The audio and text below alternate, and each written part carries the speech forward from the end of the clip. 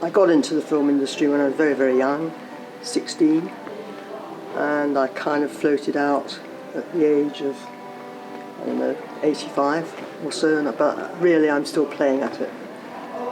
And I did one job the entire time as continuity girl, continuity, and now it's called script supervisor. I just was a workhorse. From the beginning to the end, I was a workhorse. I needed money to live and rear children and have a good life, and so I just worked constantly, and now I do kind of other things. If someone was making a film 1 mile from my house, I could very easily do it, but everything logistically is impossible. And I still get phone calls from people not in the know saying, oh, we're doing this film in Hungary and we've just lost our script supervisor. Can you come tomorrow or next week? And I used to do that quite happily. But I just say, no, I can't. I mustn't. I'm tempted. Is there any stick-out Hammer film in your career that you enjoyed working on most out of the 40? Well, I suppose The Nanny and Fanatic. Four-sided triangle. I mean Quatermass. I have to confess that I thought the Gothic time that they were going to do Gothic films was beneath my dignity at the time. I say it now. I would say it, and I have done, but now I say it with embarrassment, because now I like watching all those films which I would have loathed at the time, either to work on or watch. But now I think they're absolutely wonderful, and why was I so mealy-mouthed and mealy-minded? But I actually left Hammer to have babies, but I still worked.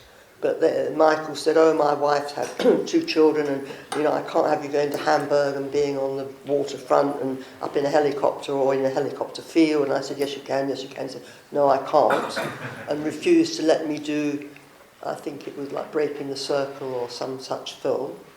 And then I did have this baby, and I was working 2 or 3 weeks later and taking him with me, because it was a kind of a corporate film. And the sound crew used to look after him, and I'd come off the set and feed him. And at night, the producer just held him like that while I finished my notes. It's just a wonderful experience, tough, tough, tough.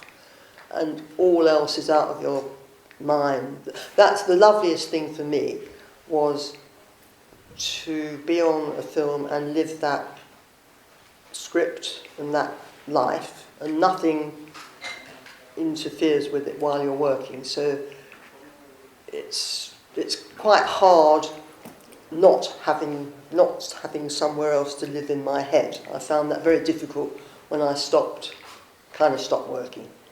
Got used to it now. No, what happened is that the BFI had a launch of their database.